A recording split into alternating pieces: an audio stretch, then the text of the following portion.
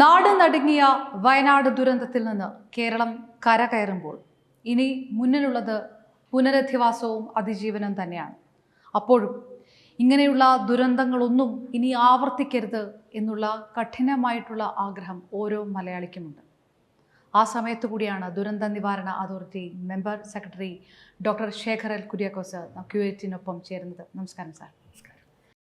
വയനാട്ടിൽ രക്ഷാപ്രവർത്തനം, തെരച്ചിൽ ഏതാണ്ട് പൂർണ്ണമായി കഴിഞ്ഞിരിക്കുന്നു എന്നുള്ളൊരു സാഹചര്യത്തിലാണല്ലോ, അതോ ഇനിയും കൂടുതൽ പ്രതീക്ഷകൾ അല്ലെങ്കിൽ അത് ഇനിയും മുന്നോട്ട് കൊണ്ടുപോകാനുള്ള ഒരു സാധ്യത എത്രത്തോളം കാണുന്നുണ്ട്?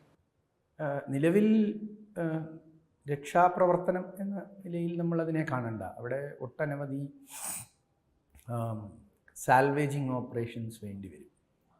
അത് അവിടുത്തെ ആക്സസിബിലിറ്റി തിരിച്ചു കൊണ്ടുവരുന്നതിലാകട്ടെ, അവിടെ നഷ്ടപ്പെട്ടു പോയ ഇപ്പോൾ നിലവിൽ നമ്മൾക്ക് കണ്ടെത്താൻ പറ്റാത്തവരെ അന്വേഷിക്കുന്നതാകട്ടെ, അവിടെ ഒട്ടനവധി ദുരന്ത അവശിഷ്ടങ്ങളുണ്ട്. എല്ലാ ദുരന്തവും നമ്മൾക്ക് ഒരുപാട് അവശിഷ്ടങ്ങൾ ബാക്കി വയ്ക്കും. 2018 പ്രളയത്തിൻ്റെ അവശിഷ്ടങ്ങൾ മാസങ്ങളെടുത്ത് ശേഖരിച്ചാണ് നമ്മൾ ഇത് പലതരത്തിൽ അഗ്രീകരിച്ച് മാറ്റിയത് അതാത് സ്ഥലങ്ങൾ. അപ്പോൾ ഇവിടെ കല്ലും മണ്ണും മാത്രമല്ല, വാഹനങ്ങൾ, അങ്ങനെ നമ്മൾക്ക് ഒരു സ്വസ്ഥമായി ജീവിക്കുന്ന ഒരു ചെറിയ ഗ്രാമത്തിൽ ഉണ്ടാകാവുന്ന എല്ലാ വസ്തുക്കളും വേസ്റ്റായി പോയിട്ടുണ്ട്. അപ്പോൾ അവയൊക്കെ അവിടെ നിന്ന് മാറ്റേണ്ടി വരും. അപ്പോൾ ഈ പ്രക്രിയയൊക്കെ ഇനി തുടർന്നുകൊണ്ടിരിക്കുകയാണ്. ഇപ്പോൾ ജനകീയമായി ചില അന്വേഷണങ്ങൾ കാണാതെ പോയവരെക്കുറിച്ച് നടത്തുന്നുണ്ട്. ആ അന്വേഷണവും ഒരു ഭാഗത്ത് നടക്കുന്നുണ്ട്. ഇനിയും ഒട്ടനവധി കാര്യങ്ങൾ അവിടെ ഈ ദുരന്ത ശേഷം ചെയ്യേണ്ടുന്ന കാര്യങ്ങൾ ചെയ്യേണ്ടതുണ്ട്. അതാണ് ചെയ്തുകൊണ്ടിരിക്കുന്നത്. ഇപ്പോൾ നമ്മൾ അവിടെ തകർന്നു കിടക്കുന്ന വാഹനങ്ങളൊന്നും മാറ്റുന്ന പ്രക്രിയയിലേക്ക് കിടന്നിട്ടില്ലല്ലോ. അപ്പോൾ അതൊക്കെ ഇൻഷുറൻസുമായി ബന്ധപ്പെട്ടതാണ്. ചില വീടുകൾക്ക് ഇൻഷുറൻസ് കാണും. അപ്പോൾ ആ ഇൻഷുറൻസ് കമ്പനി അത് പരിശോധിക്കേണ്ടതുണ്ട്. അപ്പോൾ ഇങ്ങനെ നിയമപരമായതും ഒക്കെയായ കാര്യങ്ങളുമായി ബന്ധപ്പെട്ട ഒരുപാട് നടപടിക്രമങ്ങൾ ഇനിയും തുടർന്നും ആ മേഖലയിൽ നടക്കും. കേന്ദ്ര സംഘം സ്ഥലത്തെത്തി വിശകലനം നടത്തിയിരുന്നല്ലോ, താങ്കളും ഉണ്ടായിരുന്ന സമയത്ത് ഏത് തരത്തിലുള്ള ഒരു നിഗമനത്തിലൊക്കെയാണ് പ്രാഥമികമായിട്ട് അവരെത്തിയിട്ടുള്ളത്? സാധാരണ കേന്ദ്ര സംഘം നമ്മളോട് അവരുടെ ശുപാർശ എന്താണ് എന്ന് പറയില്ല. വളരെ പെട്ടെന്ന് തന്നെ കേന്ദ്ര സംഘത്തെ നമ്മൾക്ക് ഇവിടെ കൊണ്ടുവരാൻ സാധിച്ചു. സാധാരണ ഒരു വലിയ മഴ കഴിഞ്ഞ് ഇവൻ്റൊക്കെ കഴിഞ്ഞ് ഉണങ്ങിക്കിടക്കുമ്പോഴാണ്, എല്ലാം മാറിക്കഴിഞ്ഞിട്ടാണ് കേന്ദ്ര സംഘങ്ങൾ വരുന്നത്, അഥവാ നമ്മൾക്ക് അവരെ ഹോസ്റ്റ് ചെയ്യാൻ പറ്റുന്നത്. പക്ഷേ ഇത്തവണ നമ്മുടെ സർക്കാർ നിർദ്ദേശിച്ചത് ഇതിൻ്റെ തീവ്രത അവർക്ക് ബോധ്യപ്പെടണം. അതുകൊണ്ട് എത്രയും പെട്ടെന്ന് അവരെ ഇതുകൊണ്ടൊന്ന് കാണിക്കണം. അതുകൊണ്ട് ആണ് വളരെ പെട്ടെന്ന് അവിടെ വളരെ ഒരു തീവ്രമായ പ്രവർത്തനങ്ങൾ നടക്കുന്നതിനിടയിൽ തന്നെ അവരെ കൊണ്ടുവരികയും അവർക്ക് നേരിട്ട് തൊട്ടുബോധ്യപ്പെടാനുള്ള ഒരു സാഹചര്യം ഒരുക്കിയത്. എല്ലാവരും, ബഹുമാനപ്പെട്ട പ്രധാനമന്ത്രി യുടെ മുഖഭാവവും അദ്ദേഹത്തിൻ്റെ ശരീരഭാഷയും നമ്മൾ കണ്ടതാണ്. അദ്ദേഹം വളരെയധികം വേദനിച്ചിട്ടുണ്ട് ആ കാഴ്ചകളിൽ. അതുകൊണ്ടാണ് വ്യക്തിപരമായി അദ്ദേഹം മോർബിയിൽ നേരിട്ട അനുഭവങ്ങൾ അദ്ദേഹം പങ്കുവച്ചത്. അതിന് സമാനമായിരുന്നു കേന്ദ്ര സംഘത്തിൻ്റെ ടീം ലീഡറിൽ തുടങ്ങി അതിലെ എല്ലാ അംഗങ്ങളും. സാങ്കേതികമായി കഴിവുള്ള ചില ആളുകളുണ്ട്, അതാത് സെക്ടറുകൾ കൈകാര്യം ചെയ്യുന്നവരുണ്ടായിരുന്നു. അവരെല്ലാം തന്നെ വളരെ ഭീതിയോടുകൂടി തന്നെയാണ് ഇത് കണ്ടത്. അവർക്ക് ഇതിൻ്റെ ഒരു പ്രഭവസ്ഥാനത്തിനോട് അടുത്ത് തന്നെ നമ്മൾക്ക് കൊണ്ടുപോകാൻ പറ്റി. ആ പ്രഭവസ്ഥാനത്ത് നിന്ന് താഴേക്ക് നോക്കുമ്പോൾ നമ്മൾ കാണുന്ന കാഴ്ച എത്രയോ കിലോമീറ്ററുകൾ അപ്പുറത്തുള്ള ഒരു ഗ്രാമം. ആ ഗ്രാമത്തിൽ പുഴയിൽ നിന്നും ചുരുങ്ങിയത് 50 മീറ്റർ ഉള്ളിലേക്കിരിക്കുന്ന 2-3 നിര വീടുകളുടെ മുകളിൽ കല്ല്. ഓരോ കല്ലും ഓരോ വീടിനെ നാമാവശേഷമാക്കിയിരിക്കുകയാണ്. അപ്പോൾ ചെളിയോ മണ്ണോ മാത്രമല്ല, വലിയ കല്ലുകൾ വന്ന് നാമാവശേഷം. ഈ കാഴ്ച എന്തുകൊണ്ടും അവർക്ക് പല അനുഭവങ്ങളും, വേദനയുടെ അനുഭവങ്ങളും പങ്കുവച്ചിട്ടുണ്ട്. അതുകൊണ്ട് തന്നെയാണ് അവരും എല്ലാ തരത്തിലും സഹായകരമായ നിലപാട് സ്വീകരിക്കുമെന്ന് പറഞ്ഞു. വൈകിട്ട് അവർ ക്യാമ്പ് സന്ദർശിച്ചിരുന്നു. ഈ 2-3 ക്യാമ്പുകളിൽ പോയ ക്യാമ്പിൽ ഉള്ള ആളുകളുമായി അവർ ചർച്ച ചെയ്തു. സർക്കാർ ഒരുക്കിയിട്ടുള്ള സൗകര്യങ്ങളുടെ വിശദാംശങ്ങൾ ചോദിച്ചിരുന്നു. 29-ാം തീയതി 30-ാം തീയതിയും ഒക്കെ എന്താണ് സംഭവിച്ചത് എന്നതും അവരോട് ആരാഞ്ഞിരുന്നു. അപ്പോൾ സമഗ്രതയിൽ അവർക്ക് കാര്യങ്ങൾ ബോധ്യപ്പെട്ടിട്ടുണ്ട്. കേന്ദ്ര ആഭ്യന്തര മന്ത്രാലയം നിരന്തരം നമ്മളുമായി ബന്ധപ്പെടുന്നുണ്ട്. ദേശീയ ദുരന്ത നിവാരണ അതോറിറ്റി ബന്ധപ്പെടുന്നുണ്ട്.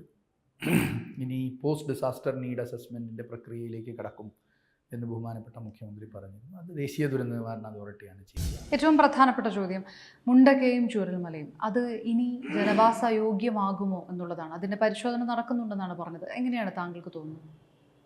പുഞ്ചിരിമറ്റവും മുണ്ടക്കയിലും തുടങ്ങാം നമുക്ക്. 1555 മീറ്ററിൽ ആരംഭിച്ച ഉരുൾ ആദ്യം ബാധിച്ചിട്ടുള്ളത് പുഞ്ചിരിമട്ടം എന്ന 971 മീറ്റേഴ്സ് എബവ് മീൻ സീ ലെവലിലുള്ള ചെറിയൊരു ഗ്രാമത്തെയാണ്. വളരെ ചെറുത്, ഒരു 50-60 വീടുകളുള്ള ഒരു ചെറിയ ഗ്രാമം. അതിന് താഴെയാണ് മുണ്ടക്കൈ, 968 മീറ്ററിൽ.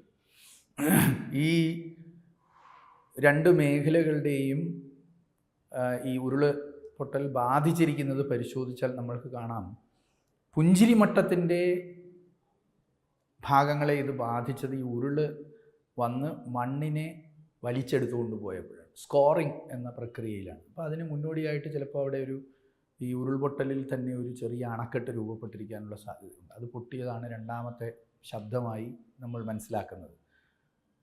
മൂന്നാമത്തെ ശബ്ദം അതിനും താഴെ രൂപപ്പെട്ട മൂന്നാമത്തെ അണക്കെട്ട് പൊട്ടിയതുമാകും.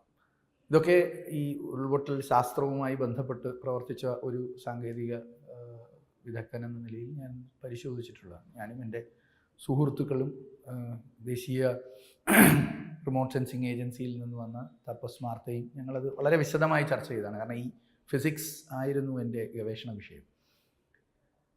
അതിൻ്റെ പുഞ്ചിരിമട്ടം ഭാഗം ഈ ജലം അതിൻ്റെ കൂടെ വന്ന പാറ കല്ല് എല്ലാം സ്കോർ ചെയ്തെടുക്കുകയാണ് ചെയ്തത്, മാന്തി എടുക്കുകയാണ് ചെയ്തത്. പക്ഷേ പുഞ്ചിരിമട്ടത്തിന് താഴേക്ക്, താങ്കളും ക്രൂവൊക്കെ അവിടെ പോയിട്ടുണ്ടാവും, അതിൽ താഴേക്ക് പരിശോധിച്ചാൽ നമ്മൾ മലയിൽ നിന്ന് താഴേക്ക് നോക്കുമ്പോൾ ഇടത് ഭാഗത്ത് നിന്ന് മണ്ണും ചെളിയും മാന്തിയെടുത്തിരിക്കുകയാണ്, കല്ലുകൾ. വലിയ 10 മീറ്ററുള്ള മരത്തിൻ്റെ ഏതാണ്ട് പകുതിക്ക് മുകളിൽ ചെളി കാണാം. അപ്പോൾ അതിൻ്റെ അർത്ഥം അത്രയും വെള്ളം അവിടെ സംഭരിക്കപ്പെട്ടു എന്നാണ്. ഒരു അണക്കെട്ടിൽ സംഭരിക്കുന്നത്രയും വെള്ളം അവിടെ സംഭരിച്ചു. ആ ഭാഗത്ത്, മുണ്ടക്കൈ ഭാഗത്ത്, മുണ്ടക്കൈയുടെ ചരിവിലേക്ക് നോക്കിയാൽ, ആ പട്ടണത്തിൻ്റെ ചരിവിലേക്ക്, ആ ചെറിയ ഗ്രാമത്തിൻ്റെ ചരിവിലേക്ക് നോക്കിയാൽ അവിടെ ഡെപ്പോസിഷനാണ് കാണുന്നത്. വലിയ പാറകൾ, തടിക്കഷ്ണങ്ങൾ, കല്ലുകൾ ഇവ കൊണ്ടുവന്നിട്ടിരിക്കുകയാണ്, ചെളി. അപ്പോൾ ആ ഭാഗത്തേക്ക് ഉരുള് കുറേ സാധനം കൊണ്ടുവന്ന് ഇടുകയും മറ്റേ ഭാഗത്തുനിന്ന് മാന്തി എടുക്കുകയുമാണ് ചെയ്യുന്നത്. താഴെ ചൂരൽമലയിൽ വന്നാൽ ഈ നമ്മളിതിൻ്റെ ഫോഴ്സ് പരിഗണിച്ച് കഴിഞ്ഞാൽ വെള്ളത്തിൻ്റെ പ്രവാഹത്തിൻ്റെ ഫോഴ്സുണ്ട്, ചെളി കലങ്ങിയ വെള്ളത്തിൻ്റെ പ്രവാഹമുണ്ട്. പക്ഷേ പുഴ അല്ലെങ്കിൽ വെള്ളം ഒരു നിരപ്പായ പ്രദേശത്തെത്തുമ്പോൾ എപ്പോഴും അതിൻ്റെ പുറമേ ഉള്ള കരയിൽ, ഒരു വളവിലൂടെയാണ് ആ പുഴ പോകുന്നതെന്ന് അറിയാമല്ലോ, നേരെ താഴെ വന്ന് 90 ഡിഗ്രി വളയുകയാണ് ചെയ്തത്. അതിൻ്റെ പുറമേ ഉള്ള കരയിലായിരിക്കും ഏറ്റവും ഭാരം കൂടിയ വസ്തുക്കൾ കൊണ്ടിടുക. ആ ഭാരം കൂടിയ വസ്തുക്കളാണ് അവിടുത്തെ വീടുകളെല്ലാം നശിപ്പിച്ചിരിക്കുന്നത്. പുനരധിവാസത്തിന് ഇനി ആ സ്ഥലങ്ങളൊന്നും അനുയോജ്യമല്ല എന്നാണോ? ആ ഒരു നിഗമനത്തിലേക്ക് നമ്മൾ വെറുതെ ഒരു മേശയിൽ നിന്ന് അങ്ങനെ ഒരു തീരുമാനം ഉണ്ടാകരുത് എന്ന ആഗ്രഹമുള്ളതുകൊണ്ടും ആ തീരുമാനം ബഹുമാനപ്പെട്ട മുഖ്യമന്ത്രിക്കുള്ളതുകൊണ്ടുമാണ് അദ്ദേഹം ഒരു പ്രത്യേകം സംഘത്തെ അവിടെ നിയോഗിക്കണം. അവർ പരിശോധിച്ചിട്ട് ആ റിപ്പോർട്ട് സംസ്ഥാന ദുരന്ത നിവാരണ അതോറിറ്റിയുടെ അഡ്വൈസറി കമ്മിറ്റിക്ക് കൊടുക്കും. ഉരുൾപൊട്ടൽ ദുരന്ത നിവാരണ അതോറിറ്റിക്ക് വേണ്ടി പ്രവർത്തിക്കുന്ന പ്രഗത്ഭരായ 6 വ്യക്തികളുണ്ട്. അവരടങ്ങുന്ന ഒരു അഡ്വൈസറി കമ്മിറ്റി, അത് സ്റ്റാറ്റ്യൂട്ടറിയാണ്. അവരുടെ ഒരു മേൽപരിശോധനയും അഭിപ്രായവും കൂടി ചേർത്തുകൊണ്ട് നമ്മൾ സർക്കാരിന് ശുപാർശ കൊടുക്കും. അപ്പോഴും പുനരധിവാസം നടത്തുമ്പോൾ ഇനി ഒരു ദുരന്തമുണ്ടാകാൻ സാധ്യതയില്ലാത്ത സ്ഥലം വേണം, അങ്ങനെ ഒരു നിർദ്ദേശം ശക്തമായിട്ട് ഉണ്ടല്ലോ. അതിനുള്ള എന്ത് മുൻകരുതൽ, എന്ത് ജാഗ്രത, എന്ത് സംവിധാനമാണ് നമ്മുടെ സംസ്ഥാന സർക്കാർ എടുത്തുകൊണ്ടിരിക്കുന്നത്? നമ്മൾ കാണേണ്ടത്, ദുരന്തം എന്നത് മനുഷ്യൻ്റെ ഭൂമിയിലുള്ള എക്സിസ്റ്റൻസിൻ്റെ ഭാഗമായി തന്നെ ഉണ്ട്. നമ്മൾ ഓരോ ദിവസവും ചില ദുരന്ത സാഹചര്യങ്ങളെ അതിജീവിച്ചിട്ടാണ് ജീവിക്കുന്നത്. നമ്മൾ റോഡ് ക്രോസ് ചെയ്യുമ്പോഴാകട്ടെ, ഹെൽമെറ്റ് വെക്കാതിരിക്കുമ്പോഴാകട്ടെ, ഇനി അഥവാ ഹെൽമെറ്റ് വെച്ചാൽ അതിൻ്റെ കൊളുത്തിടാതിരിക്കുമ്പോഴാകട്ടെ ഒക്കെ നമ്മളൊരു അക്സെപ്റ്റബിൾ റിസ്ക് എടുക്കുന്നുണ്ട്. അപ്പോൾ ദുരന്തമില്ലാത്ത സ്ഥലം എന്നൊരു സ്ഥലമില്ല. ദുരന്ത സാഹചര്യങ്ങൾ ഉണ്ടായിരിക്കും. അതിൻ്റെ ലഘൂകരണത്തിൽ മാത്രമേ മനുഷ്യന് ഏറ്റക്കുറച്ചിലുകൾ ഉണ്ടാക്കാൻ പറ്റുള്ളൂ. ഇപ്പോൾ ഈ മേഖലയിൽ വളരെയധികം പുരോഗമിച്ചിട്ടുള്ള ഇറ്റലിയിൽ 2 മാസം മുമ്പുണ്ടായ ഉരുൾപൊട്ടലിൽ എന്താണ് സംഭവിച്ചതെന്ന് നമ്മൾ കണ്ടതാണ്. സ്വിറ്റ്സർലാൻഡിൽ വരെ ആളുകൾ മരണപ്പെട്ടു. അപ്പോൾ അത്രയും വലിയ അനുഭവങ്ങളാണ് കാലാവസ്ഥാ വ്യതിയാനവുമായി ബന്ധപ്പെട്ട് നമുക്ക് കണ്ടുകൊണ്ടിരിക്കുന്നത്. എന്തിന് നമ്മൾ ആരെങ്കിലും കേരളത്തിൻ്റെ ചരിത്രത്തിൽ കേരളത്തിൽ ഹീറ്റ് വേവ് പ്രഖ്യാപിച്ച് കണ്ടിട്ടുണ്ടോ? നമ്മളൊക്കെ കുറച്ച് വർഷങ്ങളായി കേരളത്തിൽ ജീവിക്കുവാണല്ലോ. അത് ഈ ഏപ്രിൽ മാസത്തിൽ നമ്മൾ ചെയ്തില്ലേ? അപ്പോൾ ജലവുമായി ബന്ധപ്പെട്ടിട്ടുള്ള ദുരന്ത സാധ്യതകൾ കുറഞ്ഞ സ്ഥലം അന്വേഷിക്കുമ്പോൾ ഒരുപക്ഷെ ജലലഭ്യത കുറയുമ്പോഴുണ്ടാകുന്ന വരൾച്ച പോലുള്ള ദുരന്ത സാധ്യതകൾ നമ്മൾ കാണേണ്ടി വരും. ഇവയെല്ലാം ലഘൂകരിക്കാനുള്ള ശ്രമമാണ് നമുക്ക് നടത്താൻ പറ്റുക. ഞാൻ ചോദിച്ചത്, ഈ കേന്ദ്ര സംഘം വരുമ്പോൾ താങ്കളും അവിടെ ഉണ്ടായിരുന്നു, അപ്പോൾ ഇനിയും ഉരുൾപൊട്ടാൻ സാധ്യതയുള്ള സ്ഥലങ്ങളുണ്ട്, അങ്ങനെ ഒരു ആശങ്ക കേന്ദ്ര സംഘത്തെ അറിയിച്ചിട്ടുണ്ട്, അല്ലെങ്കിൽ ആ ഒരു വിവരം അറിയിച്ചിട്ടുണ്ടെന്ന തരത്തിലുള്ള റിപ്പോർട്ടുകളൊക്കെ ഉണ്ടായിരുന്നു. അതാണ് ഞാൻ മെൻഷൻ ചെയ്തത്. ശരിയാണ്. വയനാട്ടിൽ പല തദ്ദേശ സ്ഥാപനങ്ങളിലും നമ്മൾക്ക് ഇതുപോലെയുള്ള ഉയർന്ന മലനിരകളുണ്ട്. വയനാട് തന്നെ ഒരു ഉയർന്ന പ്ലേറ്റോയിലാണ്. അതിനു മുകളിൽ ഉയർന്നു നിൽക്കുന്ന ചില മലകളുണ്ട്. ആ മലകളോടനുബന്ധിച്ച് പല സ്ഥലങ്ങളിലും ഉരുൾപൊട്ടൽ സാധ്യതയുണ്ട്. ഈ സ്ഥലത്ത് പ്രത്യേകമായി ഈ മലയുടെ മുകളിൽ അടന്നിരിക്കുന്ന ഒട്ടനവധി പാറകളും മണ്ണും ഇനിയും ഉണ്ട്. ഇവിടെ 6-7 മീറ്റർ മണ്ണുണ്ടായിരുന്നു. ആ മണ്ണ് അതുപോലെ അതിൻ്റെ ബാക്കി ഇവിടെ നിൽപ്പുണ്ട്, പലയിടത്തും അടന്ന്. കാരണം ഇത്രയും വലിയ ഉരുളാണ്, ഭയങ്കരമായ എനർജിയിൽ ഉണ്ടായി വന്ന ഇത്രയും വെള്ളം ഉന്തിത്തള്ളിക്കൊണ്ടുവന്ന ഒരു മെറ്റീരിയലാണ്. അതിൻ്റെ ബാക്കി എവിടെ ഉണ്ട്. അപ്പോൾ ശക്തമായൊരു മഴയുടെ സാഹചര്യത്തിൽ അവ അടന്നു വരും പതുക്കെ. ഇതൊരു പ്രകൃതി പ്രതിഭാസമാണ്.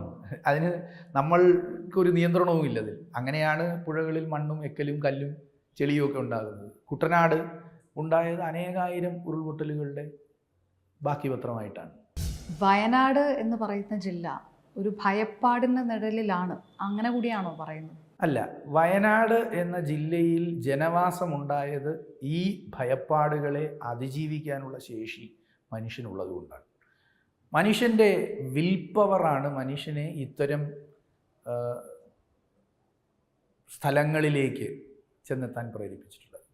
കേരളത്തിൻ്റെ വലിയ വനഭൂമിയായിരുന്ന ഭാഗങ്ങൾ വെട്ടിപ്പിടിച്ച് മനുഷ്യവാസ യോഗ്യമാക്കി ജീവിച്ചു പോകുന്നൊരു ജനതയാണ് കേരളത്തിൻ്റെ. അതുപോലെ തന്നെയാണ് നമ്മളുടെ കുട്ടനാട് പോലുള്ള മേഖലകൾ. 300-400 വർഷം മുമ്പ് ചതുപ്പായി കിടന്ന പ്രദേശം ഇന്ന് കൃഷിയോഗ്യമായത് എന്തുകൊണ്ടാണ്? മനുഷ്യൻ്റെ വിൽ പവർ ഒന്നുകൊണ്ട് മാത്രമാണ്. അപ്പം പ്രകൃതി പ്രതിഭാസങ്ങളോട് മല്ലിട്ടുകൊണ്ട് തന്നെയാണ് മനുഷ്യൻ പുരോഗതി കൈവരിച്ചിട്ടുള്ളത്, അവൻ്റെ ജീവിത നിലവാരം മെച്ചപ്പെട്ടിട്ടുള്ളത്. ഇപ്പോൾ നമ്മൾക്ക് വ്യത്യസ്തമായി വന്നിട്ടുള്ളത് കാലാവസ്ഥാ വ്യതിയാനത്തിൻ്റെ അനന്തരഫലമായി നമ്മൾ മുൻ അനുഭവിച്ചിരുന്നതിനേക്കാൾ തീവ്രതയിൽ ചില അനുഭവങ്ങൾ ഉണ്ടാകുന്നു. അവിടെ ചില മാറ്റങ്ങൾ അടിസ്ഥാനപരമായി തന്നെ നമ്മൾക്ക് നമ്മുടെ ജീവിതശൈലിയിൽ വേണ്ടി വരും. അതൊരു ഇൻകൺവീനിയൻറ്റ് ട്രൂത്താണ്. നമ്മൾ പ്രളയശേഷം വളരെയധികം ചർച്ച ചെയ്തൊരു വിഷയമാണ്. അന്നും നമ്മൾ ഏറ്റവും കൂടുതൽ ഊന്നി പറഞ്ഞിട്ടുള്ളത് ഭൂവിനിയോഗത്തിൻ്റെ മാറ്റമാണ്. ഭൂവിനിയോഗത്തിൻ്റെ മാറ്റത്തിന് വേണ്ടി നമ്മൾ ഒരു സുപ്രഭാതത്തിൽ ആളുകളോട് ഇവിടെ ജീവിക്കരുത്, നിങ്ങൾ അവിടെ പോയി ജീവിക്കൂ എന്ന് പറഞ്ഞാൽ ആർക്കും തന്നെ അത് സാധ്യമാകില്ല. അവരുടെ സാമ്പത്തിക സ്ഥിതി അല്ലെങ്കിൽ അവർക്ക് ആ സൗകര്യങ്ങൾ ചെയ്തു കൊടുക്കാൻ പറ്റുന്ന സ്ഥിതി ഇതൊക്കെ വ്യത്യസ്തമായി. പക്ഷേ ഒരു വശത്ത് ഭൂവിനിയോഗം മാറ്റി ആളുകളെ കൂടുതൽ സുരക്ഷിതമായ സ്ഥലങ്ങളിലേക്ക് കൊണ്ടുവരുന്നത് കൂടാതെ ആളുകൾക്ക് ഇത്തരം സാഹചര്യങ്ങളിലോട് എങ്ങനെ പ്രതികരിക്കണം എന്നുള്ള ഒരു അറിവും കൂടി കൊടുത്തുകൊണ്ടിരിക്കണം. മേപ്പാടി ഇപ്പോൾ ഈ സ്ഥലത്ത് ജില്ലാ പഞ്ചായത്ത് പ്രസിഡൻറ്റ്, ജില്ലാ ദുരന്ത നിവാരണ അതോറിറ്റിയുടെ കോ ചെയർമാൻ 29-ാം തീയതി രാവിലെ പോലീസും ഫയർഫോഴ്സും അവിടുത്തെ പഞ്ചായത്ത് അംഗങ്ങളും റവന്യൂവും ഒക്കെ ആയി പോയതാണ്. അവിടെ ചെന്ന് ആളുകളോട് നിങ്ങൾ മാറണം. പുഞ്ചിരിമട്ടത്തും മുണ്ടക്കയിൽ Chooralmala out of the box ആണ്. അത് ഒരു ശാസ്ത്രജ്ഞനും അത് പ്രവചിക്കാൻ പറ്റിയിട്ടില്ല, പ്രവചിക്കാൻ പറ്റുമെന്ന് ഞാൻ വിചാരിക്കുന്നില്ല. ആ 2 സ്ഥലത്തും ഉള്ള ആളുകളെ മാറണം, അതിനുവേണ്ടി അവർ ശ്രമിച്ചതാണ്. കുറച്ചാളുകൾ മാറി.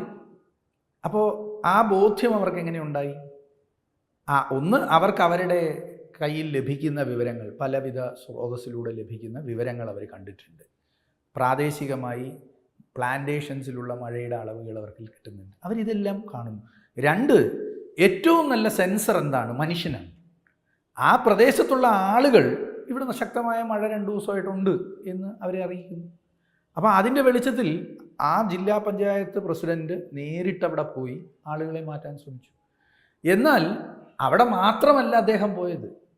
വയനാട്ടിലെ ഒട്ടുമിക്ക ഉരുൾപൊട്ടൽ സാധ്യതയുള്ള പഞ്ചായത്തും അന്ന് പകൽ 29-ാം തീയതി പകൽ അദ്ദേഹം സഞ്ചരിച്ചിട്ടുണ്ട്.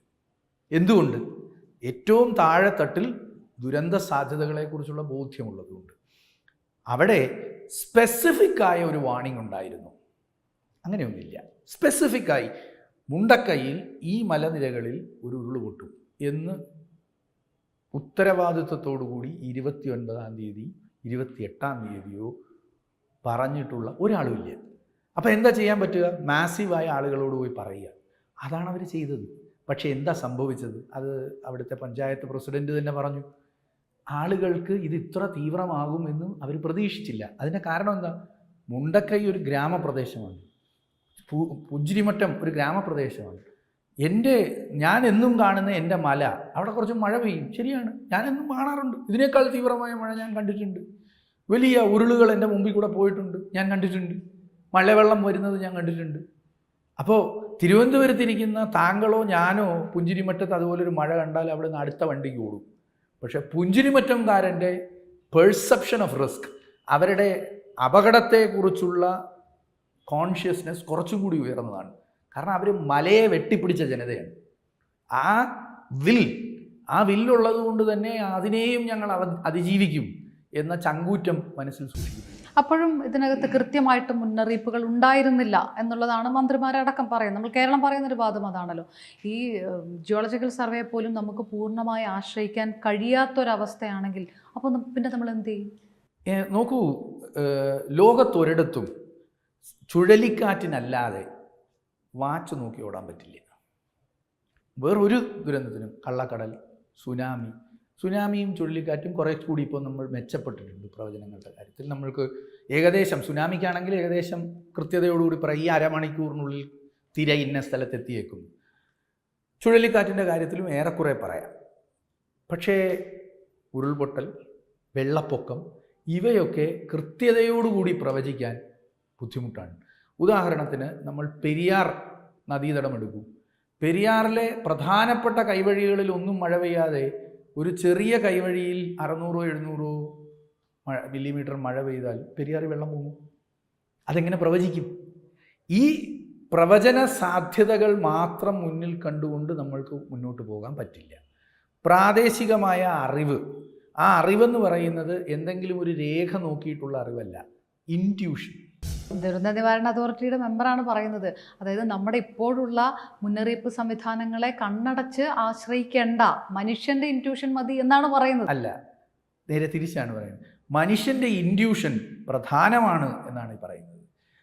നമ്മളുടെ ഉള്ളറിവ്, ഒരു പ്രദേശത്ത് ജീവിക്കുമ്പോഴുള്ള ഉള്ളറിവ്, അവിടുത്തെ ഇൻഡിജിനസ് നോളജ്. നമ്മൾ മത്സ്യത്തൊഴിലാളികളെ കാണും.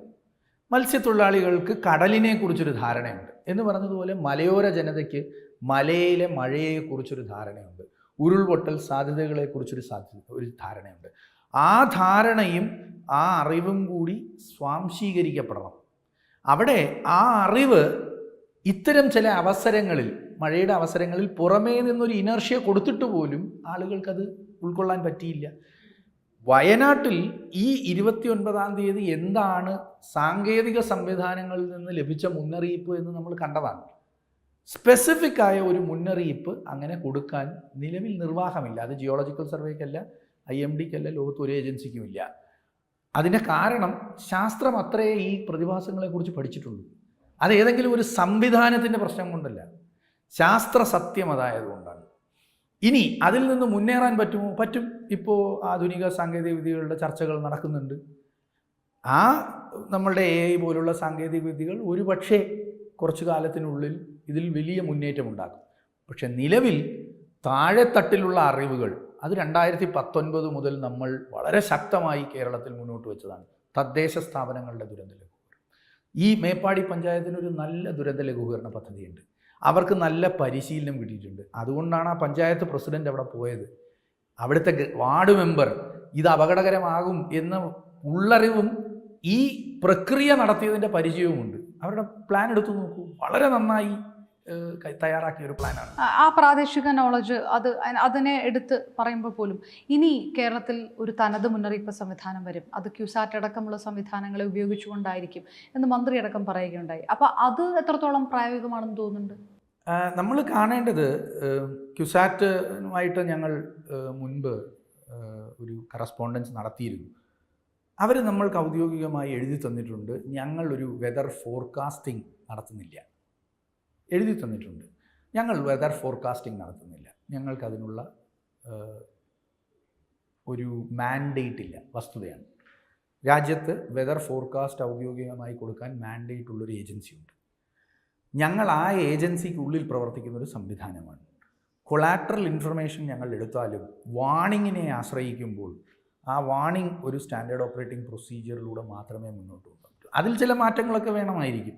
ആ മാറ്റങ്ങളെക്കുറിച്ച് ഞങ്ങൾ ചർച്ച ചെയ്യും. ഓക്കിക്ക് ശേഷം ഞങ്ങൾ ചില മാറ്റങ്ങൾ കേന്ദ്ര തലത്തിലുള്ള മുന്നറിയിപ്പുകളിൽ നിന്ന് ചില ക്ലൂ ഉൾക്കൊണ്ടുകൊണ്ട് ചില മാറ്റങ്ങൾ ഞങ്ങളിവിടെ വരുത്തിയിട്ടുണ്ട്. അതുപോലെ തന്നെ ഇതിലും ചില മാറ്റങ്ങൾ നമ്മൾക്ക് വേണ്ടി വരും.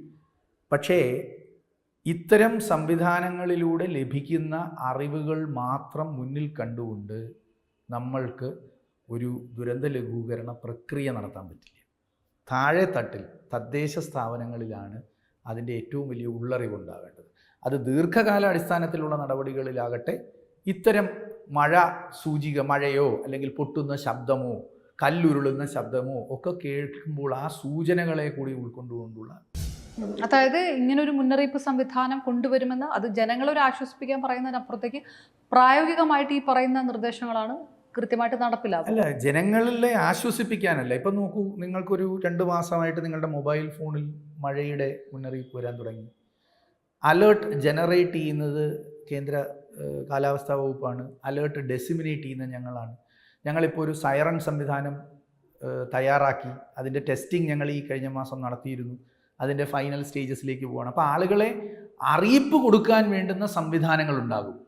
പക്ഷേ അറിയിപ്പ് എന്നത് എന്തിനെ ആശ്രയിച്ചിട്ടാണ്? ഇതിൻ്റെ പുറകിൽ ഒരു ശാസ്ത്രമുണ്ടല്ലേ. അറിയിപ്പ് കൊടുക്കാനാണ് സംസ്ഥാന ദുരന്ത നിവാരണ അതോറിറ്റിക്കോ ജില്ലാ ദുരന്ത നിവാരണ അതോറിറ്റിക്കോ തദ്ദേശ സ്ഥാപന ദുരന്ത നിവാരണ അതോറിറ്റിക്കോ ഉള്ള ചുമതല. അതാണ് ദേശീയ പ്ലാൻ തന്നെ പറയുന്നത് റെസ്പോൺസിബിലിറ്റിയായി. അലർട്ട് ജനറേറ്റ് ചെയ്യുന്ന ഏജൻസികളുണ്ട്. അവിടെയാണ് ഈ IMD GSI ഒക്കെ വരുന്നത്. അവർ തയ്യാറാക്കുന്ന മുന്നറിയിപ്പിനനുസരിച്ചിട്ടുള്ള നടപടിക്രമങ്ങളാണ് നമ്മൾ താഴോട്ട് പറയുന്നത്. അപ്പോൾ ഓറഞ്ച് അലേർട്ട് എന്ന് പറഞ്ഞാൽ പ്രിപ്പയർഡ്, കാര്യങ്ങൾ പരിശോധിച്ച് വയ്ക്കുക. പ്രിപ്പയർ ചെയ്യാനാണ് പഞ്ചായത്ത് പ്രസിഡന്റ് തന്നെ, ജില്ലാ പഞ്ചായത്ത് പ്രസിഡന്റ് തന്നെ ഈ വാർഡുകളിൽ പഞ്ചായത്തുകളിൽ പോയത്. അപ്പോൾ ആ പ്രിപ്പറേറ്ററി ആക്ഷന് വേണ്ടി കാര്യങ്ങൾ ട്രിഗർ ചെയ്യണമെന്നാണ് ഓറഞ്ച് അലേർട്ട് പറയുന്നത്. ചിലപ്പോൾ ഇനി ഓറഞ്ച് അലേർട്ടിൽ നമ്മൾക്ക് ഇവാക്വേഷനിലേക്ക് പോകേണ്ടി വരും. അതൊരു ഒറ്റയാൾ തീരുമാനമല്ല, അതിന് ഒരു സമിതിയുണ്ട്, ചീഫ് സെക്രട്ടറി അധ്യക്ഷനായ ഒരു സമിതിയുണ്ട്. ആ സമിതിയാണ് ആ കാര്യങ്ങൾ തീരുമാനിക്കുക. അപ്പോൾ ഈ മാറ്റങ്ങൾ വേണ്ടി വരുമായിരിക്കും. പക്ഷേ ആളുകൾ അവരിലേക്ക് കൂടുതൽ വ്യക്തതയോടുകൂടി ഈ ബോധ്യം നമ്മൾക്ക് നൽകേണ്ടതുണ്ട്. അതായത് നിങ്ങളുടെ പരിസരവും നിങ്ങളുടെ കാലാവസ്ഥയും അറിഞ്ഞു വേണം നിങ്ങൾ ജീവിക്കാൻ. നമ്മൾക്ക് മൊബൈൽ ഫോണിലേക്ക് ചുരുങ്ങിക്കൊണ്ട് നമ്മളുടെ മൊബൈൽ ഫോണിലൊരു മെസ്സേജ് വരും, അല്ലെങ്കിൽ TV യിലൊരു മെസ്സേജ് വരും, അന്നേരം നമ്മളുടെ പരിസരത്തെക്കുറിച്ച് മനസ്സിലാക്കുമെന്നാണെങ്കിൽ അത് ഈ പറയുന്നത് വയനാട് മാത്രമല്ല, കേരളം മുഴുവൻ ഇക്കോളജിക്കലി വൾണറബിൾ ആണെന്ന് പറയുന്നത് അതനുസരിച്ച് കൊണ്ടുകൂടിയുള്ള ഒരു പ്ലാനാണ്. അതുകൊണ്ടാണ് നമ്മൾക്ക് തദ്ദേശ സ്ഥാപന തലത്തിൽ ദുരന്ത ലഘൂകരണ പദ്ധതികൾ തയ്യാറാക്കാൻ നമ്മൾ തീരുമാനിച്ചത്. 19 ആരംഭിച്ചാണ്. ആ കോവിഡ് വന്നില്ലായിരുന്നെങ്കിൽ കുറച്ചും കൂടി കാര്യക്ഷമമായി കാര്യങ്ങൾ നടന്നേനെ. പക്ഷേ തദ്ദേശ സ്ഥാപന തലത്തിൽ ഈ പദ്ധതി ഉണ്ടാക്കാനുള്ള കാരണം തന്നെ ഏതെങ്കിലും ഒരു സ്ഥലത്ത് മാത്രം ഇത്തരം സ്ഥലം പരിഗണിച്ചുകൊണ്ടുള്ള മാറ്റങ്ങൾ വേണ്ടി വരും, അതില്ലെന്നല്ല. ഇപ്പോൾ വയനാട്ടിൽ തന്നെ പനമരത്തുള്ള മുന്നറിയിപ്പിൻ്റെ സ്വഭാവമായിരിക്കത്തില്ല മേപ്പാടിക്കുള്ള മുന്നറിയിപ്പിൻ്റെ സ്വഭാവം. ആ ഗ്രാനുലാരിറ്റി ഉണ്ടാകണമെങ്കിൽ തദ്ദേശ സ്ഥാപനങ്ങൾ ഈ ലഭിക്കുന്ന മുന്നറിയിപ്പിനെ എടുത്ത് അവരുടെ പരിസരം കൂടി മനസ്സിലാക്കിക്കൊണ്ട് ഇടപെടേണ്ടി വരും. ഈ പ്രക്രിയ എന്ന് പറയുന്നത് എത്ര കണ്ട് ജനകീയമാകുന്നോ അത്ര കണ്ട് അതിൻ്റെ ഫലവും ഉണ്ടാകും. ആ ജനകീയതയിലേക്ക് പോകണമെങ്കിൽ നമ്മളാദ്യം സിറ്റിസൺസ് നമ്മളാദ്യം മനസ്സിലാക്കേണ്ടത് മൊബൈൽ ഫോണിലോ വാച്ചിലോ അല്ലെങ്കിൽ നമ്മളുടെ ടി വിയിലോ ഒരു അലർട്ട് കിട്ടുമ്പോൾ നമ്മൾ ഓടാൻ നിൽക്കരുത്. നമ്മളുടെ പരിസരവും കാലാവസ്ഥയും നിരന്തരം നമ്മൾ ശ്രദ്ധിച്ചുകൊണ്ട് മനസ്സിലാക്കിക്കൊണ്ടിരിക്കും. ഇതൊക്കെ ജനങ്ങളുടെ ഭാഗത്ത്. സർക്കാരിനെ സംബന്ധിച്ചിടത്തോളം കാലാവസ്ഥ പരിഗണിച്ചുകൊണ്ട് ഒരു നയരൂപീകരണം വേണം. പ്രതിപക്ഷം അടക്കം ആവശ്യപ്പെടുന്നത് അതാണ്. അതൊരു ഹൈ ടൈം ആയില്ലേ അങ്ങനെ ഒരു തീരുമാനമെടുക്കാൻ? നമ്മൾക്ക് കാലാവസ്ഥ വ്യതിയാനം സംബന്ധിച്ച് ഒരു ആക്ഷൻ പ്ലാൻ ഉണ്ട് state action plan on climate change ഉണ്ട്. അതിൽ പല വകുപ്പുകൾക്ക് പലതരത്തിലുള്ള ചുമതലകൾ കൊടുത്തിട്ടുണ്ട്. കാലാവസ്ഥാ വ്യതിയാനത്തോട് അനുരൂപീകരിക്കപ്പെടുന്നതിൻ്റെ പ്രക്രിയകൾക്ക് വേണ്ടി ഈ 2023 അവസാന ഘട്ടത്തിൽ കാലാവസ്ഥാ രൂപീകരണ മിഷൻ രൂപീകരിച്ചിട്ടുണ്ട്. അതും പ്രവർത്തിച്ചു തുടങ്ങുന്നേ ഉള്ളൂ. ഇന്ത്യയിൽ ആദ്യമായിട്ടാണ് അങ്ങനെ ഒരു മിഷൻ. അതായത് ദീർഘകാല അടിസ്ഥാനത്തിൽ അനുരൂപീകരണ പ്രക്രിയകളെ ഏകോപിപ്പിക്കുന്ന ഒരു പ്രവർത്തനം നടത്തുന്നതിന് പ്രത്യേകം സംവിധാനം വേണമെന്ന് കണ്ടിട്ടുണ്ട്. ആ സംവിധാനത്തിൻ്റെ ഭാഗമായി തന്നെ നയരൂപീകരണത്തിനുള്ള ഒരു വർക്ക്ഷോപ്പ്, ഒരു വലിയ വിപുലമായ വർക്ക്ഷോപ്പ് നമ്മൾ ഒക്ടോബർ മാസത്തിലേക്ക് വെച്ചിട്ടുണ്ട്. അപ്പോൾ ഇതൊക്കെ പാരലലി നടക്കുന്നുണ്ട്. കേരളം കാലാവസ്ഥാ വ്യതിയാനത്തിനോട് അനുരൂപീകരിക്കപ്പെട്ട് ജീവിക്കേണ്ടതുണ്ട് എന്ന മനസ്സിലാക്കൽ ഒരു ഇൻസ്റ്റിറ്റ്യൂഷൻ എന്ന നിലയിൽ, ഒരു സംവിധാനം എന്നുള്ള നിലയിൽ സർക്കാരിനുണ്ട്. ആ പ്രക്രിയയും ആരംഭിച്ചിട്ടുണ്ട്. ആ മിഷനുമായി ബന്ധപ്പെട്ട് പ്രവർത്തിക്കുന്ന ഒരു വ്യക്തി എന്ന നിലയിൽ എനിക്കത് കൃത്യമായി പറയാനും പറ്റും. അവിടെയും പ്രധാന ഊന്നൽ നമ്മൾ വ്യക്തികളെന്ന നിലയിൽ, സമൂഹം എന്ന നിലയിൽ നമ്മളുടെ കയ്യിലുള്ള ഭൂമിയെ എങ്ങനെ വിനിയോഗിക്കുന്നു, നമ്മൾ എന്ത് തരത്തിൽ ഭൂമിയോട് ഇൻട്രാക്ട് ചെയ്യുന്നു, ഇതിനെയൊക്കെ ഊന്നി തന്നെയായിരിക്കും നമ്മളുടെ അനുരൂപീകരണം. അല്ലെങ്കിൽ നമ്മൾ മാഴ്സിന് ടിക്കറ്റ് എടുക്കേണ്ടി വരും. ഇനി മുല്ലപ്പെരിയാറിലേക്ക് കടക്കുമ്പോൾ, മുല്ലപ്പെരിയാർ ഈ വയനാട് ദുരന്തം വന്ന ശേഷം മുല്ലപ്പെരിയാർ ആശങ്ക പലതരത്തിലാണ് ജനങ്ങൾ പ്രകടമാക്കുന്നത്.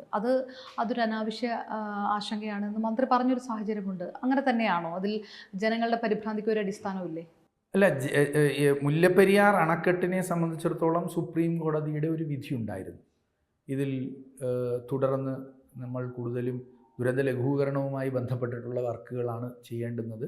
ഡാമിൻ്റെ സുരക്ഷിതത്വം സംബന്ധിച്ചൊക്കെ ആ വിധിയിൽ വിശദമായി പറഞ്ഞിട്ടുണ്ട്. ഇപ്പോൾ മുല്ലപ്പെരിയാർ അണക്കെട്ടിൻ്റെ ആ വിധിയെ അല്ലെങ്കിൽ ആ കേസ് ഒന്ന് തുറന്ന് പരിശോധിക്കാൻ സുപ്രീം കോടതി തയ്യാറായിട്ടുണ്ടെന്നാണ് ഞാൻ മനസ്സിലാക്കുന്നത്. ഞാൻ ഈ വിഷയത്തിൽ ഒരു ചോദ്യം മാത്രമേ മുൻപും ഇപ്പോഴും എന്നും എനിക്ക് ഒരു വ്യക്തി എന്ന നിലയിൽ എൻ്റെ മനസ്സിലുള്ളൂ. വളരെ പഴക്കമുള്ളൊരു കെട്ടിടം. നമ്മൾക്ക് ആ കെട്ടിടത്തിൻ്റെ നിർമ്മാണ രീതി എന്താണ് എന്ന് പോലും കൃത്യതയോടുകൂടി അറിയില്ല. കാരണം നമുക്ക് അന്ന് അങ്ങനത്തെ ഒരു മനസ്സിലാക്കലില്ല എൻജിനീയറിംഗ് സാങ്കേതിക. അപ്പോൾ അത്തരമൊരു കെട്ടിടത്തെ നമ്മൾ ഒരുമിച്ച് നിന്ന് മെച്ചപ്പെടുത്തുകയോ പൊളിച്ചു പണിയുകയോ എന്താണ് ഉചിതമെന്ന് രണ്ട് സർക്കാരുകളും കേന്ദ്ര സർക്കാരും ഒക്കെ ചേർന്ന് ആലോചിച്ച് ചെയ്യേണ്ടതുണ്ട്. നിലവിൽ അണക്കെട്ടിനെ കുറിച്ചുള്ള ചർച്ചയുണ്ടായത് ഗൂഗിൾ എർത്തിൽ ടെറൈൻ ഓൺ ചെയ്തെടുത്തൊരു ഫോട്ടോയിലാണ് എന്നാണ് ഞാൻ മനസ്സിലാക്കുന്നത്. അതല്ല, ആപ്പിൾ ഇമേജസിൽ ഒരു ടെറൈൻ ഓൺ ചെയ്തിട്ടൊരു ഫോട്ടോയിലാണ്. അത് നമ്മൾ റോഡിലും ടെറൈൻ ഓൺ ചെയ്തിട്ടിട്ടാൽ നമ്മൾ ഇതുപോലുള്ള ചില വേരിയേഷൻസൊക്കെ കാണും. അതൊരു ഒപ്റ്റിക്കൽ പ്രോബ്ലമാണ്. ആ ഇമേജ് കോൺജുഗേറ്റ് ചെയ്യുന്നതിൻ്റെ ഒപ്റ്റിക്കൽ പ്രോബ്ലമാണ്. അതിലാണ് ഈ ചർച്ച പലതും ആരംഭിച്ചത്. പക്ഷേ കാതലായ വിഷയങ്ങൾ ഇപ്പോൾ കേരളത്തിന് വീണ്ടും ബഹുമാനപ്പെട്ട കോടതി മുന്നാകെ ബോധ്യപ്പെടുത്താനും അതൊന്ന് ചർച്ച ചെയ്യാനായി പുനരാരംഭിക്കാനും സാധിച്ചിട്ടുണ്ട്. അപ്പോൾ ആശങ്കയ്ക്ക് വകയുണ്ടോ എന്ന് ചോദിച്ചാൽ അവിടെയും എൻ്റെ മറുപടി ഇതാണ്: നിങ്ങളുടെ പരിസരം അറിഞ്ഞ് നിങ്ങളുടെ പരിസരത്തെക്കുറിച്ച് നല്ല ബോധ്യത്തോടു കൂടി, അത് കാലാവസ്ഥയാകട്ടെ ഭൂമിയാകട്ടെ, അതിനെക്കുറിച്ച് അറിഞ്ഞുകൊണ്ട് വേണം നമ്മൾ ഒരു സ്ഥലത്ത് ജീവിക്കാം. പക്ഷേ മുല്ലപ്പെരിയാറെ സംബന്ധിച്ചിടത്തോളം ജനങ്ങൾ തന്നെ തീരുമാനിച്ചാൽ പറ്റില്ലല്ലോ. സർക്കാർ അത്രയും ശക്തമായിട്ടുള്ള ഒരു നിശ്ചയദാർഢ്യവും ഇച്ഛാശക്തിയും ഒക്കെ ഇതിനകത്ത് കാണിക്കണമെന്ന് ജനം പറയുന്നുണ്ട്. അതുകൊണ്ടാണ് അവർ വീണ്ടും അവിടെ സമരം ആരംഭിച്ചിരിക്കുന്നത്, സമരസമിതി. അങ്ങനെ ഒരു വിഷയമില്ലേ?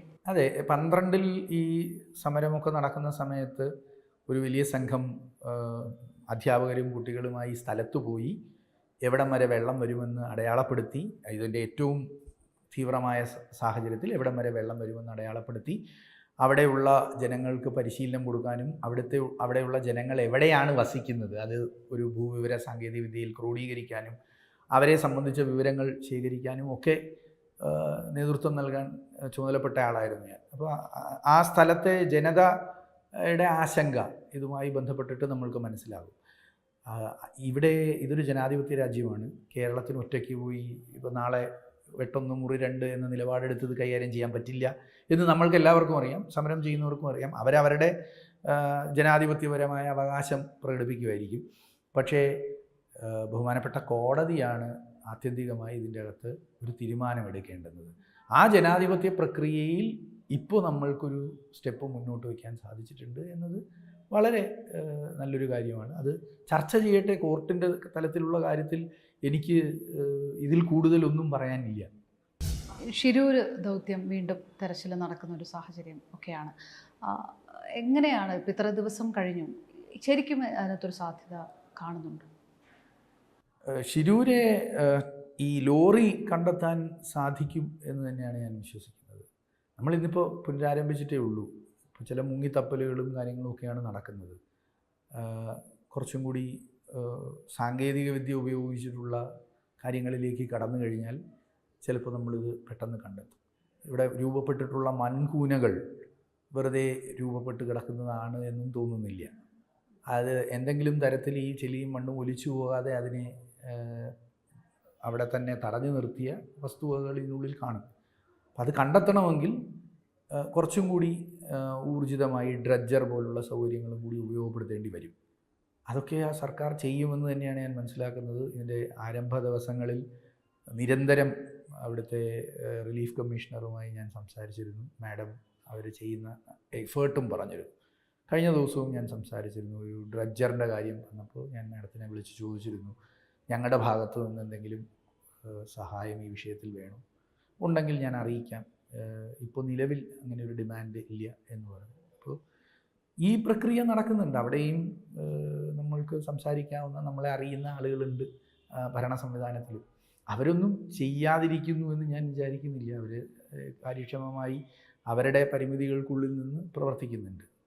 ഇതിൽ ഭയങ്കര രസകരമായിട്ടുള്ള കാര്യം, ഇതിൽ അഡ്മിനിസ്ട്രേഷൻ വിഭാഗത്തിൽ താങ്കളടക്കമുള്ളവർ പറയുന്നതും അത് കർണാടകത്തിലുള്ളവർ പറയുന്നതും ഒരു തരത്തിലും, അതേസമയം പൊളിറ്റിക്കൽ അഭിപ്രായങ്ങൾ മറ്റൊരു തരത്തിലുമാണ് വരുന്നതാണ്. കേരളത്തിനോട് ഡ്രഡ്ജിങ് യന്ത്രം എത്തിക്കാമെന്ന് കേരളം ഉറപ്പ് നൽകിയിരുന്നു, പക്ഷേ എത്തിച്ചില്ല എന്ന് കാർവാർ MLA പറയുന്നൊരു സാഹചര്യമൊക്കെ ഉണ്ട്. കേരള സർക്കാരിനെതിരെ വിമർശനം. ഇതിൽ ഒരു രാഷ്ട്രീയ ഇടപെടലുകൾ പല ഘട്ടത്തിൽ നടക്കുന്നതുകൊണ്ട് ഒരുപക്ഷെ യഥാർത്ഥ കാര്യങ്ങൾ ജനങ്ങൾ വ്യക്തമായിട്ട് പുറത്തറിയുന്നില്ല. അങ്ങനെ അതിന് ഉത്തരം പറയാൻ പറ്റുമോ എന്ന് എനിക്കറിയില്ല. ഈ ഒരു വിഷയത്തിൽ എന്തെങ്കിലും ഒരു രാഷ്ട്രീയ സമ്മർദ്ദമോ ഇടപെടലോ ഞങ്ങളുടെ തലത്തിലുണ്ടായിട്ടില്ല, ഞങ്ങളിലേക്കുണ്ടായിട്ടില്ല. എനിക്ക് അത് സംബന്ധിച്ച് മുഖ്യമന്ത്രിയുടെ ഓഫീസിൽ നിന്ന് കിട്ടിയ നിർദ്ദേശം ബഹുമാനപ്പെട്ട മുഖ്യമന്ത്രി തന്നെ ആവശ്യപ്പെട്ടതാണ്. ഇതിൽ ഇടപെട്ട് നമ്മൾക്ക് ചെയ്യാവുന്ന കാര്യങ്ങൾ ചെയ്യണം, അവരുമായി സഹകരിക്കണം. അതനുസരിച്ച് അവിടെ ദുരന്ത നിവാരണത്തിനൊരു കൺസൾട്ടൻ്റ് ഉണ്ട്, അദ്ദേഹവുമായി ഞാൻ ബന്ധപ്പെട്ടു, കളക്ടറുമായി ബന്ധപ്പെട്ടു. നമ്മൾക്ക് പിന്നെ ഒരു അവസരത്തിലും നമ്മൾക്കൊന്നും ഒളിച്ചു വെക്കേണ്ട കാര്യം ഉണ്ടായിട്ടില്ല. ഇവിടെ നമ്മൾക്കറിയുന്ന കാര്യങ്ങൾ നമ്മൾ മാധ്യമങ്ങളോട് പറയുന്നുണ്ട്. നിങ്ങൾ പല മാധ്യമങ്ങളും അവിടെ ഉണ്ടായിരുന്നു. അപ്പോൾ പൊളിറ്റിക്കൽ ഇൻ്റർഫിയറൻസ് എന്ന നിലയിൽ ഒന്നും ഉണ്ടായതായി എൻ്റെ അനുഭവത്തിൽ ഇതുവരെ ബോധ്യപ്പെട്ടിട്ടില്ല. അവിടെ നമ്മളുടെ കുറച്ച് ജനപ്രതിനിധികൾ പോയിരുന്നു. കാരണം ഇത് സംസ്ഥാനത്തിന് തന്നെ വേദനയുണ്ടാക്കിയ ഒരു അനുഭവമായിരുന്നു. ഞാൻ ഈ ഷിരൂർ വഴി അതിനൊരു 2 ആഴ്ച മുമ്പ് സഞ്ചരിച്ച ആളാണ്. കാറിൽ പോയ ഒരാളാണ്. 2 വട്ടം അങ്ങോട്ടും ഇങ്ങോട്ടും പോയ ആൾ. അപ്പോൾ ആ സ്ഥലത്തെക്കുറിച്ചും സാമാന്യം നല്ല ഒരു തൊട്ടറിവുണ്ട്. ഇവിടുത്തെ ഒരു ചായക്കടയിൽ നിർത്തി ചായയും കുടിച്ചതാണ്. ഞാനിത് ആദ്യത്തെ ദിവസം തന്നെ ആരോ മാധ്യമങ്ങൾ ചോദിച്ചപ്പോൾ പറഞ്ഞിരുന്നു, റോഡ് കട്ട് ഫെയിലിയറാണ്, വലിയ ഫെയിലിയറാണ്. അപ്പോൾ അതിൽ നിന്നുണ്ടായ ഡെബ്രി ചിലപ്പോൾ ഈ വണ്ടിയെ കൊണ്ട് എവിടെയെങ്കിലും പുതച്ചു വെച്ചിട്ടുണ്ടാവും. കുറച്ചും കൂടി വിപുലമായ ഒരു തെരച്ചിൽ നടക്കുമ്പോൾ അത് നമ്മൾ കണ്ടെത്തും. പക്ഷേ രാഷ്ട്രീയ ഇടപെടൽ എന്ന നിലയിൽ എന്താണെങ്കിലും സംസ്ഥാന ദുരന്ത നിവാരണ അതോറിറ്റിയിലേക്ക് അങ്ങനെ ഇടപെടലുകളൊന്നും ഉണ്ടായിട്ടില്ല. ഞങ്ങൾ അവരോട് സംസാരിക്കുമ്പോൾ, അവിടുത്തെ ഉദ്യോഗസ്ഥരോട് സംസാരിക്കുമ്പോൾ അവരും അതിൽ അസ്ക്യതയൊന്നും പറഞ്ഞില്ല. നമ്മുടെ ബഹുമാനപ്പെട്ട മന്ത്രിമാരവിടെ പോകാൻ നേരവും കളക്ടർ നമ്മളോട് സംസാരിക്കുകയും വേണ്ട സൗകര്യങ്ങൾ ചെയ്തു കൊടുക്കാം, എപ്പോഴാണ് വരുന്നത്, ഈ കാര്യങ്ങളെല്ലാം അവർ നമ്മളോട് നിരന്തരം സംസാരിക്കുന്നുണ്ടായിരുന്നു. അവരങ്ങനെ ഒരു അഭിപ്രായ പ്രകടനം നമ്മളോട് നടത്തിയിട്ടില്ല. ഓക്കെ, ഞാൻ അവസാനിപ്പിക്കുമ്പോൾ ഒരു ചെറിയൊരു ചോദ്യം. ഇപ്പോൾ പറഞ്ഞതിൻ്റെ എല്ലാം ആകത്തുകയായിട്ട് മഴയോട് വളരെ നൊസ്റ്റാൾജിയ ഉണ്ടായിരുന്ന മലയാളിയാണ്. പക്ഷെ ഒരു മഴ പെയ്യുമ്പോൾ പേടിക്കുന്നൊരു സാഹചര്യത്തിലേക്ക് പോയി. അതിനുള്ളൊരു മറുപടി എന്ന് പറയുന്നത് നേരത്തെ ഈ പല ചോദ്യങ്ങൾക്കും പറഞ്ഞ ഉത്തരം തന്നെ. ഇത് നമ്മൾ കൂടി ചിന്തിക്കേണ്ട ചില കാര്യങ്ങൾ ഇതിനകത്തുണ്ട്. അതാണ് അതിൻ്റെ കൃത്യമായിട്ടുള്ള ഒരു രക്ഷാപ്രവർത്തനം അല്ലെങ്കിൽ ഒരു പ്രതിരോധം എന്ന് തന്നെയാണ് അല്ലേ? മഴയെ പേടിക്കണമെന്ന വിചാരം എനിക്കിപ്പോഴും ഇല്ല. മഴ ഒരു 10 സെൻറ്റിമീറ്റർ കുറഞ്ഞു പെയ്താൽ മലയാളി ഇതിനേക്കാൾ കൂടുതൽ നട്ടം തിരിയും. മഴ കുറച്ച് അധികമാകുന്ന അവസരങ്ങളിൽ, തീവ്രമായി പെയ്യുന്ന അവസരങ്ങളിൽ സ്വയം ഒരു ജാഗ്രതയോടുകൂടി ആ സാഹചര്യത്തെ നേരിടണം. അത് തിരുവനന്തപുരത്ത് ജീവിക്കുന്ന ആളാകട്ടെ, ഇടുക്കിയിൽ ജീവിക്കുന്ന ആളാകട്ടെ, ആലപ്പുഴയിൽ ജീവിക്കുന്ന ആളാകട്ടെ, വയനാട്ടിലോ കാസർഗോഡോ ജീവിക്കുന്ന ആളാകട്ടെ, നമ്മളുടെ പരിസരവും നമ്മളുടെ കാലാവസ്ഥയും അറിഞ്ഞ് അത് തരുന്ന ചില ലക്ഷണങ്ങൾ കൂടി ഉൾക്കൊണ്ട് ഔദ്യോഗിക സംവിധാനങ്ങളിൽ നിന്ന് കിട്ടുന്ന വിവരങ്ങളും കൂടി ഒരുമിച്ച് കൊണ്ടുവന്ന് മുന്നോട്ട് പോകുന്നതാണ് ഇപ്പോഴത്തെ സാഹചര്യത്തിൽ ഏറ്റവും നല്ലത്. ഞാൻ വീണ്ടും പറയുന്നു, വാച്ച് നോക്കി ഉരുൾപൊട്ടലിൽ നിന്ന് ഓടാൻ നിൽക്കരുത്. തീർച്ചയായിട്ടും വളരെയധികം നന്ദി മിസ്റ്റർ ശേഖർ കുര്യാക്കോസ് ഞങ്ങൾക്ക്.